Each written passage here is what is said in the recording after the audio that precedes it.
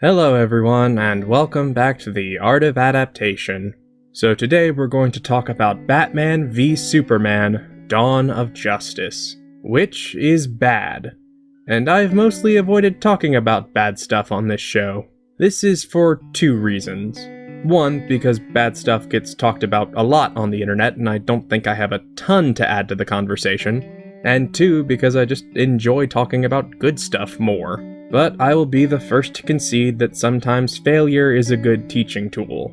So today we're going to talk about Batman v Superman. More specifically, we're going to talk about its soundtrack. But before we get into this, and we are getting into this, let's go over some basics. So this movie is fascinatingly bad. Now that's not to say it's the worst movie ever made. If you, like me, are a bad movie aficionado, you have definitely seen worse. But this particular movie's badness is interesting in the way its flaws creep into the few good things and ultimately drag them down and ruin them. But there's no centrality of failure here. That is to say, there's no singular element that ruins everything it touches. Like, say, the gargoyles from Disney's Hunchback of Notre Dame. The most apt metaphor is a chocolate chip cookie where there aren't enough chocolate chips and the cookie part tastes awful. The screenplay is actually the thing that leaves the worst taste in my mouth and is the closest we get to a primary culprit here. It's the screenplay, for instance, that ruins the best part of the movie, which is Gal Gadot's Wonder Woman. I mean, here's this amazing casting choice for this interesting character, and the only thing the movie has for her to do is nothing. Even though Diana's central driving motivation is coming to the world of men to stop pointless conflict. And the central conflict of our movie is a pointless fight between two characters with the word man in their name! Anyway, I'm not actually one of those people who thinks the concept of Batman versus Superman is just impossible to make work. But, while I know this isn't true, it feels like the creative team were trying to make a bad movie. And yeah, part of that is the music. So let's talk about it first as music in its own right, and then how it works as part of the movie. So analyzing music that is intended to be part of something else, like a movie or game, absent that context can be a little unfair. But on the other hand, there are plenty of scores I would gladly listen to on their own. Is the Batman v Superman soundtrack one of those? No, not even a little. The irony is that despite having multiple composers working on this, it's remarkably generic. Like, go ahead and pause this video and go listen to one of the songs. Without context, could you tell me what movie it was for? Heck, could you even nail down a genre? The music tends to be flat and uninteresting with very little progression or variation. And there's a bizarre lack of melody to it, especially for a superhero soundtrack. But we'll talk about that later. For now though, just compare this to, say, Lord of the Rings. Every aspect of this music, from the heavy use of string instruments and flutes, to the choir that sings in Elvish, to the clear delineation of good and evil music, all communicate fantasy. Now, BVS isn't a fantasy movie, so those exact tools wouldn't work, but you get the idea. Now, in fairness, there are two pieces that stand out.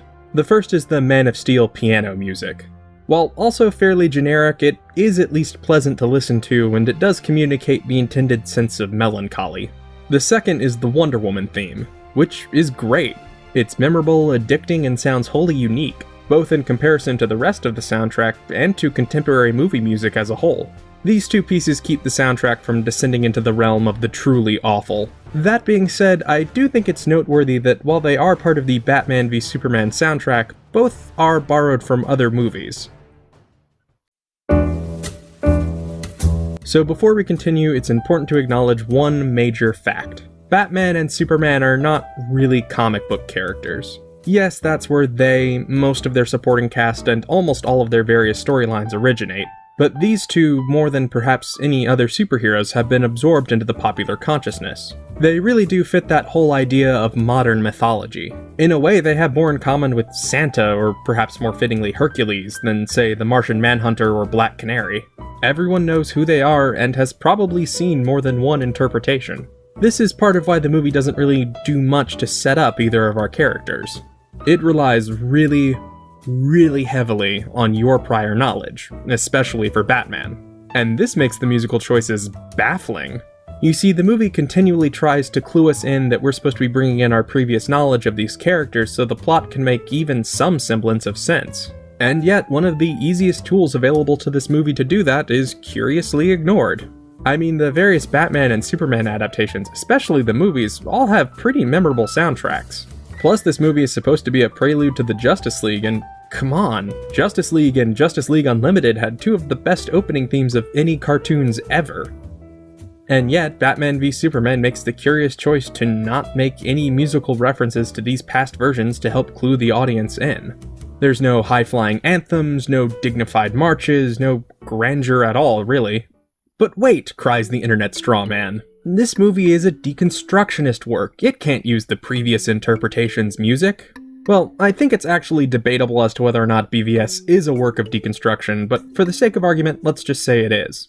Well, the most basic element of deconstruction is the reconfiguration of beloved iconography to help make some sort of point about the work or collective body of works being deconstructed. As such, good deconstruction tends to blend recognizable elements with new ones. If you simply reject elements of the targeted work, it makes the deconstruction fall flat, especially if the audience is familiar with the original work. Let's look at Watchmen, the comic, not the movie. It's widely considered to be the best work of deconstruction about superheroes, and I tend to agree. It pulls this off extremely well. Just look at the costumes. With the exception of Dr. Manhattan for fairly obvious penis-shaped reasons, any one of them could be from mainstream comics based purely on visuals, even though their characters make them incompatible with the main DC universe. Ozymandias is especially good in this regard as he looks the most heroic and is actually the most monstrous. And yes, this can be done with music.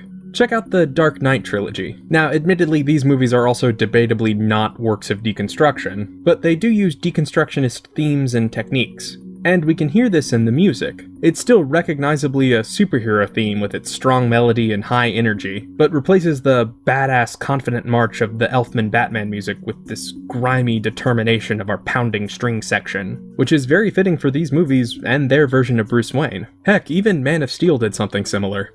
The worst section in terms of baffling musical choices comes after the end of the fight. Now, I know it's hard to analyze these scenes as our brains had all just been melted into jelly by the infamous Martha scene, but stick with me. So the fight is essentially the rock bottom for our two heroes. They've both spent basically the entirety of the run up until the fight straying further and further from their appropriate characterizations and becoming more and more gross corruptions. But they do manage to not cross the uncrossable line. Then, after that, the two are thematically and symbolically restored to their proper selves by doing two scenes that are basically the pictures that come with the frames for these two characters. And the music completely undercuts this intention. Batman, for instance, fights a bunch of goons using a combination of stealth and gadgets and martial arts to save a hostage and get some psychological closure on the death of his parents. So maybe we get some pounding strings like the Dark Knight trilogy, or maybe a triumphant march like the Elfman score, or maybe some hybrid of gothic and pulp music like the animated series, or maybe even some 60s-ish pop rock to harken back to the good old days of Adam West. Or I guess we could have no change in the music whatsoever from the title fight, even though we are supposed to have a completely different emotional tone from that scene. Well, I'm sure Superman, who flies off to confront Lex Luthor in the middle of a mad science experiment that will make a giant monster for Big Blue to fight, will do better.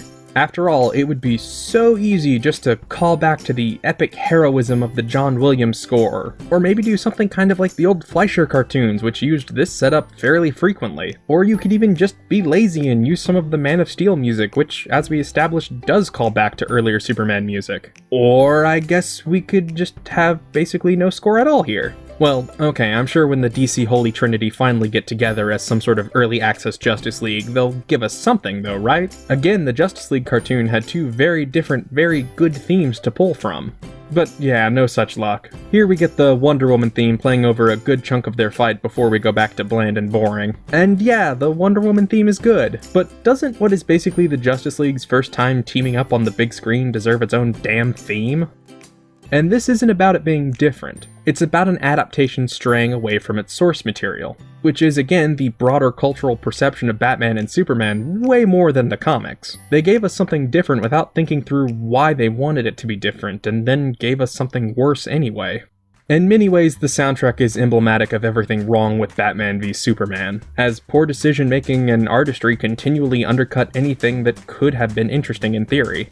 And it's not even the worst offender in that specific regard. So, did we learn anything here? Well, I would say what we learned is that when making an adaptation, it's important to really think through all the tools available to you, and how they relate both to your source material and other adaptations. Maybe someday we'll come back to BVS and dig through the other aspects of this train wreck. But next week I think we should talk about something good. So next time let's talk about Overwatch. See you guys next time.